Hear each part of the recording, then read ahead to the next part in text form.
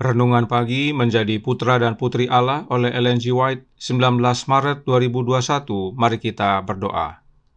Bapa kami yang di sorga, Allah pencipta langit dan bumi, laut dan segala isinya, Allah yang maha besar, maha kuasa, sumber segalanya, yang kami sembah selalu melalui anak-Mu yang tunggal, Yesus Kristus. Terpujilah Yesus, anak Allah yang maha tinggi, satu-satunya jalan dan kebenaran dan hidup bagi kami. Pagi hari ini kami bersyukur boleh bangun dan berbakti, dan sebagaimana kami membaca serta mendengarkan nasihat firman-Mu, kiranya ini menjadi pembaharuan bagi hidup kami, agar hidup murni di hadapan Allah. Beserta kami sepanjang perbaktian ini, kehendak-Mu yang jadi. Ampun kami akan dosa dan salah, karena kami berdoa hanya dalam nama anak Allah yang tunggal, Yesus Kristus, yang adalah Tuhan dan Juru Selamat kami. Amin. Renungan hari ini berjudul Kemurnian.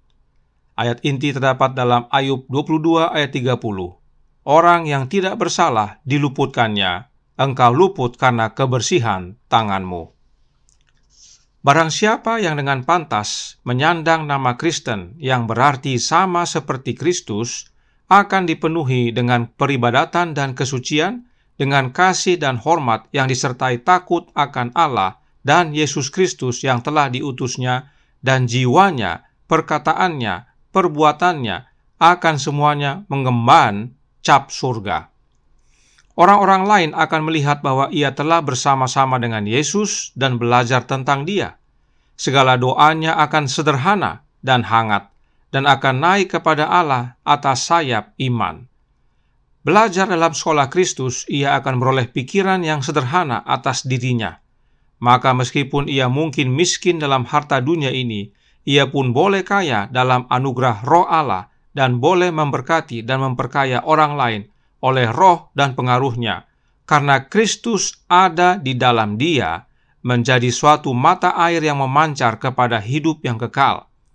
Ia akan memancarkan sekelilingnya suatu suasana pengharapan dan keberanian hati dan kekuatan, dan akan mempermalukan orang-orang yang duniawi, egois, orang-orang yang mengaku percaya di bibir saja, yang mempunyai nama untuk hidup tetapi mati. Iman yang indah itu yang diilhami Allah memberikan kekuatan dan keagungan tabiat, sementara kebaikannya, kemurahannya, dan kasihnya menguasai seseorang, maka persepsi tentang kebenaran akan lebih jelas, dan lebih jelas lagi, lebih tinggi dan lebih kuduslah keinginan akan kemurnian hati dan kecemerlangan pikiran. Jiwa yang tinggal dalam suasana pemikiran yang kudus dan murni diubah oleh pergaulan dengan Allah melalui membaca firman-Nya. Kebenaran itu begitu besar, jangkauannya begitu jauh, begitu dalam, dan begitu luas, sehingga diri tidak kelihatan. Hati dilunakkan dan tunduk kepada kerendahan hati, kebaikan, dan kasih. Dengan pikiran yang sudah dimurnikan, mereka akan menjadi cerdas. Kesucian hati dan keindahan roh ini lebih berharga dari emas, baik untuk waktu sekarang ini atau pada waktu kekekalan nanti. Hanya orang yang suci hatinya akan melihat Allah. Selamat pagi, saudaraku dalam Tuhan. Jangan lupa, kita masih bersekolah di sekolah Kristus, sehingga apapun yang kita pelajari, semuanya berasal dari Kristus. Tidak heran renungan hari ini berkata, karena Kristus ada di dalam dia, menjadi suatu mata air yang memancar kepada hidup yang kekal. Kristuslah sumbernya. Maka kemurnian itu juga berasal dari Kristus. Roh Nubuat berkata dalam God's Amazing Grace halaman 112 paragraf 6 yang berbunyi,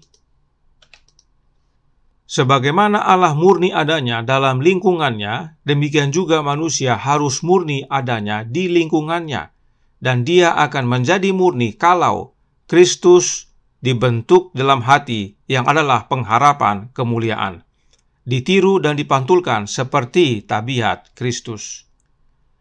Kalimat yang ditandai warna kuning, Nyonya White kutip dari Kolose 1 ayat 27, khususnya dari versi King James. Dikatakan, kita murni kalau Kristus terbentuk di dalam hidup kita, atau tinggal dalam hidup kita. Nah, bagaimanakah Kristus terbentuk atau dibentuk dalam hati kita?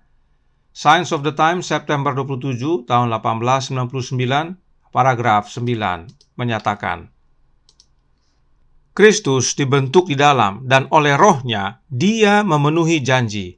Aku sekali-kali tidak akan membiarkan engkau dan aku sekali-kali tidak akan meninggalkan engkau. Kristus tinggal dalam hati kita melalui kehadiran Roh-Nya, sebab Yesus telah berjanji untuk menyertai kita sampai akhir zaman. Dan Yesus sendiri berjanji untuk tidak membiarkan kita yatim piatu. Itu sebabnya Yesus berkata, Aku sekali-kali tidak akan membiarkan engkau dan aku sekali-kali tidak akan meninggalkan engkau. Yesuslah yang bersama kita. Yesuslah yang harus terbentuk di dalam kehidupan kita. Karenanya, kemurnian hidup itu adalah pelajaran penting dalam sekolah Kristus. Bapa Kita Peduli halaman 10 paragraf 3 berkata, Kesucian hati dan kemurnian hidup adalah pokok-pokok utama ajaran Kristus. Pelajaran utama di sekolah Kristus adalah kesucian hati dan kemurnian hidup. Nah, untuk bertumbuh dalam kemurnian hidup, perhatikan kutipan berikut ini yang menjelaskan, Kristuslah satu-satunya orang yang tidak berdosa yang pernah tinggal di dunia ini. Namun hampir 30 tahun lamanya ia hidup di antara penduduk Nazaret yang jahat. Kenyataan ini merupakan suatu teguran bagi orang-orang yang mengira bahwa mereka bergantung pada tempat, keberuntungan, atau kemakmuran agar dapat hidup dengan tiada bercacat. Pencobaan, kemiskinan, kemelaratan justru merupakan disiplin yang diperlukan untuk mengembangkan kemurnian dan keteguhan. The Desire of Ages, halaman 72, paragraf 2. Kemurnian hidup bukan karena lokasi tempat kita tinggal, bukan karena menyingkir dari tantangan. Kemurnian hidup karena Kristus tinggal dalam hidup kita. Kristus terbentuk di dalam hidup kita. Bahkan kondisi hidup kita yang penuh tantangan, sekalipun seperti kemiskinan, kemelaratan, justru merupakan disiplin yang diperlukan untuk mengembangkan kemurnian dan keteguhan. Ini nasihat penting bagi kita. Nah, sebagaimana Kolose 1 ayat 27 nyatakan bahwa Kristus di dalam hidup kita adalah pengharapan kemuliaan, yang artinya kehidupan kekal. Itu sebabnya Roh Nubuat berkata dalam Fundamentals of Christian Education, halaman 279, paragraf 1, yang berbunyi, Untuk masuk surga, seseorang harus memiliki Kristus yang dibentuk di dalam, yang adalah pengharapan kemuliaan, dan membawa surga bersamanya. Hanya Tuhan Yesus yang dapat membentuk dan mengubah karakter. Jelas bahwa untuk kita dapat masuk surga, maka Kristuslah yang harus terbentuk dalam hidup kita. Dan bila Kristus dibentuk dalam hidup kita, maka kita menjadi murni. Tidak heran upahnya adalah kehidupan kekal.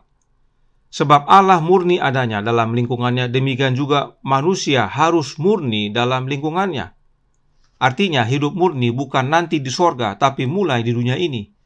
Karenanya kehidupan yang murni sama dengan Kristus tinggal dalam hati kita, sama dengan kehidupan kekal. Jadi penting sekali kemurnian hidup ini, karena upahnya adalah kehidupan yang kekal.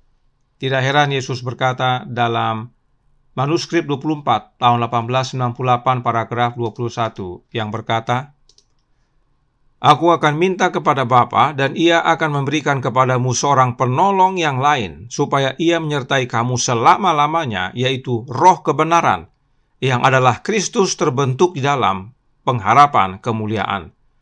Dunia tidak dapat menerima dia sebab dunia tidak melihat dia dan tidak mengenal dia.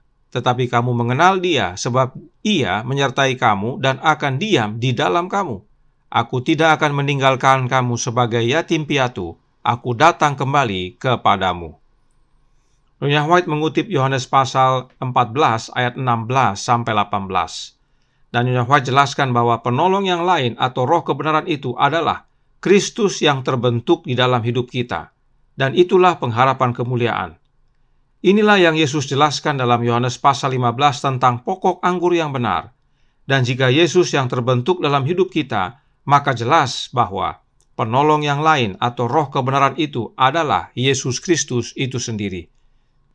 Tidak heran Yesus berkata, Aku tidak akan meninggalkan kamu sebagai yatim piatu, aku datang kembali kepadamu. Jadi, saudaraku dalam Tuhan, memiliki kemurnian hidup adalah sama dengan kehidupan kekal. Sebab untuk memiliki kemurnian hidup, kita harus memiliki Kristus terbentuk di dalam hidup kita. Dan dengan memiliki Kristus terbentuk dalam hidup kita, itu sama dengan kehidupan kekal. Karenanya penting sekali untuk hidup murni. Itu sebabnya renungan hari ini berkata dalam Menjadi Putra dan Putri Allah halaman 88 paragraf 3 yang berbunyi, kesucian hati dan keindahan roh ini lebih berharga dari emas, baik untuk waktu sekarang ini atau pada waktu kekekalan nanti. Hanya orang yang suci hatinya yang akan melihat Allah. Dalam bahasa Inggris, renungan hari ini berjudul Purity, yang diterjemahkan menjadi kemurnian. Namun dalam Alkitab, pure diterjemahkan juga menjadi suci. Itu sebabnya renungan hari ini menggunakan kata kesucian untuk purity, gantinya kemurnian. Kutipan yang kita baru saja baca dapat kita baca menjadi, kemurnian hati dan keindahan roh lebih berharga dari emas, baik untuk sekarang ini atau pada waktu kekekalan nanti. Hanya orang yang murni hatinya yang akan melihat Allah. Dan kemurnian ini hanya diperoleh melalui terbentuknya Kristus di dalam hidup kita. Bukan lagi aku yang hidup, tetapi Kristus yang hidup dalam aku. Bukan karakter aku lagi, tetapi karakter Kristus. Sebab Kristuslah satu-satunya jalan dan kebenaran dan hidup bagi kita. Sebagai penutup, di masa tuanya, Nyonya White pernah menuliskan yang berikut ini, yang terdapat dalam suratnya nomor 94 tahun 1903, paragraf 16, yang berkata, usia tua dan kelemahan telah menimpa saya, dan saya ingin tinggal dekat dengan Juru Selamat saya. Saya ingin melekat dekat dengan sisinya. Saya ingin melakukan kehendak Bapa Surgawi saya. Saya ingin terus mengingat bahwa hidup kita murni hanya ketika kita berada di bawah kendali Allah, dan bahagia hanya ketika kita mengadakan persekutuan dengannya. Dan hanya satu jalan kepada Bapa yang adalah Allah, yaitu anaknya Yesus Kristus. Itu sebabnya Nyonya White ingin tinggal dekat melekat dengan Yesus. Bagaimana dengan kita? Dengan siapa kita ingin tinggal dekat melekat? Pastikan dengan Yesus, dan Yesus hadir dalam hidup kita bukan lewat oknum lain atau orang lain, tetapi melalui kehadiran Roh-Nya sendiri yang adalah pribadinya sendiri dalam hidup kita oleh iman. Maka hidup kita menjadi murni. Tuhan memberkati. Saya bawa dalam nama Yesus. Amin. Mari kita berdoa. Bapa kami yang di sorga, Allah pencipta langit dan bumi, laut dan segala isinya, Allah yang maha besar, maha kuasa, sumber segalanya, yang kami sembah selalu melalui anak-Mu yang tunggal, Yesus Kristus. Terima kasih atas nasihat indah dan penting pagi hari ini. Kemurnian hidup itu harus menjadi bagian kami bila mana rindu untuk masuk surga. Dan satu-satunya cara untuk hidup murni hanya dengan menerima kehadiran Kristus dalam hidup ini. Kristus terbentuk dalam hidup kami yang adalah pengharapan kemuliaan. Kiranya ini menjadi pembaharuan bagi semua umat ya Tuhan. Sebab banyak yang masih merindukan akan oknum lain yang bukan Yesus. Biarlah Yesus saja yang kami rindukan untuk hidup melekat bersamanya. Tolong kami sepanjang hari ini, kehendak-Mu yang jadi, ampun kami akan dosa dan salah, karena kami berdoa hanya dalam nama anak-Mu yang tunggal, Yesus Kristus, yang adalah Tuhan dan Juru Selamat kami.